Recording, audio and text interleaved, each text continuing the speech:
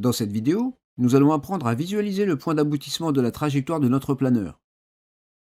Acquérir cette capacité est très important pour éviter les obstacles et aussi pour faire atterrir notre planeur à l'endroit choisi, sur un aérodrome ou comme ici, éventuellement dans un champ. Pour simplifier, on supposera que le planeur vole en ligne droite et en légère descente. Cette trajectoire rectiligne et descendante aboutira donc quelque part au sol en un point qu'on appellera point d'aboutissement de la trajectoire, ou plus simplement point d'aboutissement. Dans un premier temps, on apprendra à interpréter les repères qui permettent de localiser ce point d'aboutissement. Dans un second temps, on fixera la position du point d'aboutissement qui nous paraîtra le plus judicieux pour faire un atterrissage en sécurité, et on s'entraînera à détecter où notre trajectoire aboutira par rapport à ce point. Pour commencer, nous allons apprendre à visualiser le point d'aboutissement.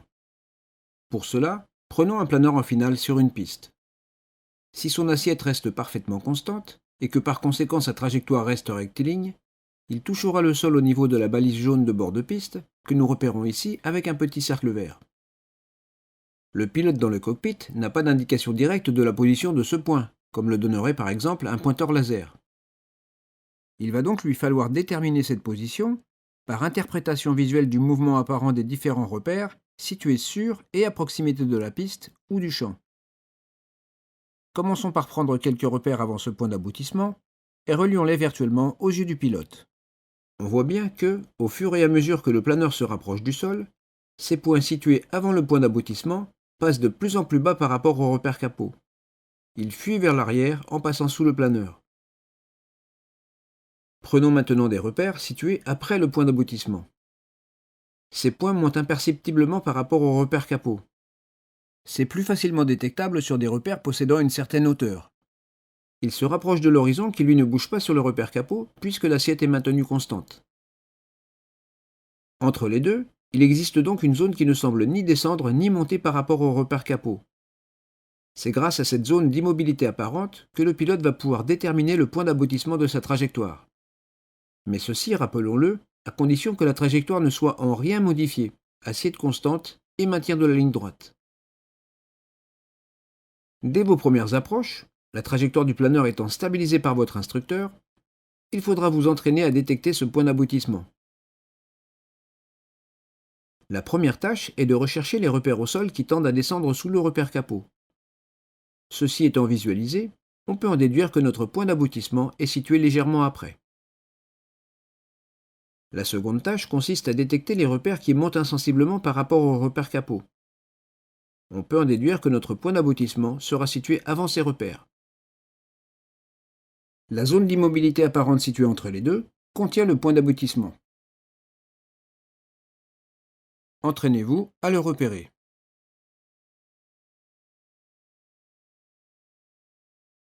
Maintenant que nous avons constaté où se situait le point d'aboutissement, faisons le chemin à l'envers pour voir quelle était sa position par rapport au repère capot pendant l'approche.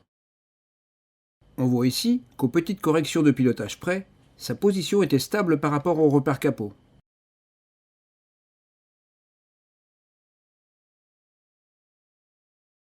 Faisons une approche sur un autre terrain, et là aussi, essayez de visualiser le point d'aboutissement.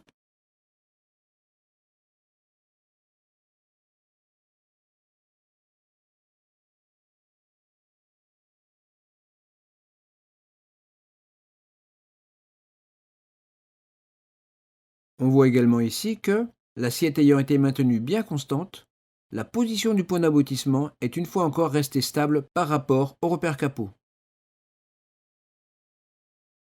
Avant de passer à la suite de la leçon, voici deux autres approches pour vous entraîner à visualiser le point d'aboutissement.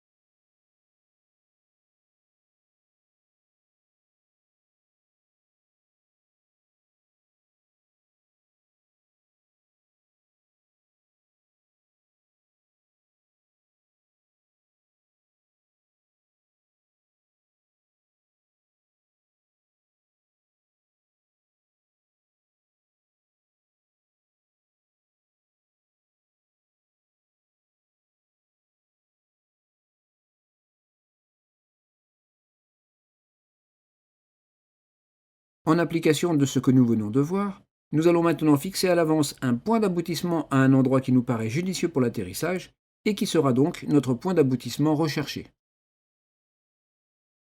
L'exercice va consister comme précédemment à essayer de visualiser le point d'aboutissement réel et à détecter si la trajectoire aboutit effectivement sur le point que nous avons fixé. Et si ce n'est pas le cas, de détecter si la trajectoire aboutit avant ou après.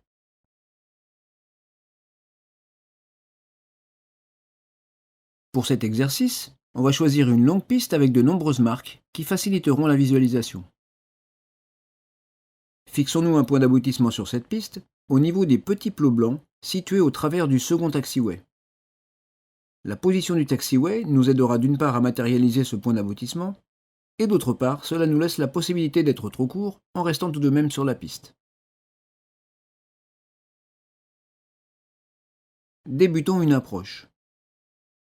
Essayez de détecter le point d'aboutissement réel et de le positionner par rapport au point d'aboutissement que nous avons fixé.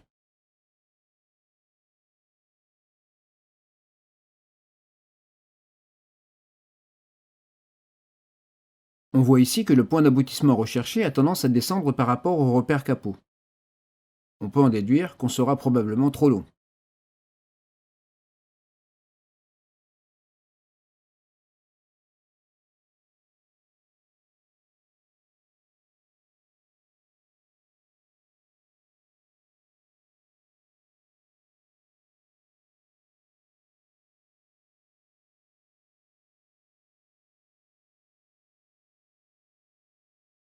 Comme vous l'avez constaté, la trajectoire aboutissait effectivement après le point qu'on s'était fixé. On était donc en effet trop long. Même exercice sur une nouvelle approche.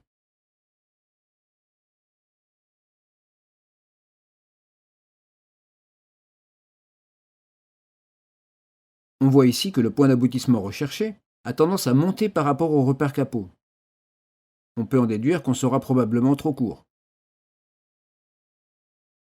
Comme vous l'avez constaté, ce coup-ci la trajectoire aboutissait effectivement avant le point qu'on s'était fixé. On était donc en effet trop court.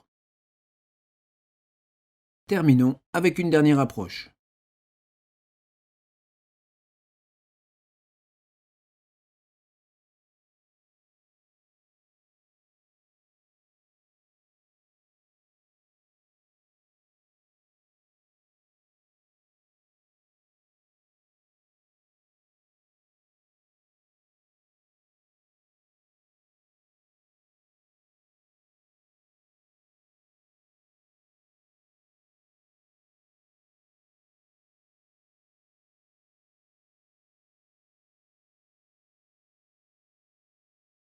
On voit ici que le point d'aboutissement recherché semble bien rester immobile par rapport au repère capot.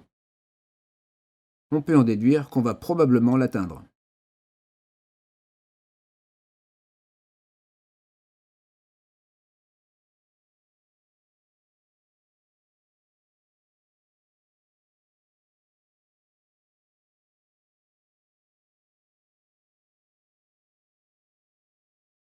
Vous avez vu que notre trajectoire aboutissait au point qui avait été choisi. Cette trajectoire était donc optimale. En complément de l'évolution de la position du point d'aboutissement recherché par rapport au repère capot, les déformations de l'apparence visuelle de la piste peuvent nous aider à détecter l'évolution de notre trajectoire. Si le point d'aboutissement recherché reste immobile par rapport au repère capot, et que la piste grossit en gardant la même perspective, cela veut dire que notre trajectoire va aboutir sur le point recherché. Si la piste grossit, mais se déforme en s'aplatissant, et que le point d'aboutissement recherché fuit vers l'horizon en montant par rapport au repère capot, cela veut dire que notre trajectoire va aboutir avant le point recherché. Et si la piste grossit mais se déforme en s'étirant, et que le point d'aboutissement recherché semble glisser sous le planeur en descendant sous le repère capot, cela veut dire que notre trajectoire va aboutir après le point recherché. L'étude du pilotage de l'approche finale est située plus tard dans votre formation. Cependant, votre instructeur vous fera dès maintenant effectuer cet exercice de visualisation du point d'aboutissement à chaque atterrissage. Cela vous permettra d'acquérir une expérience de cette visualisation qui vous facilitera énormément la tâche lorsque vous aborderez cette étude de l'approche finale.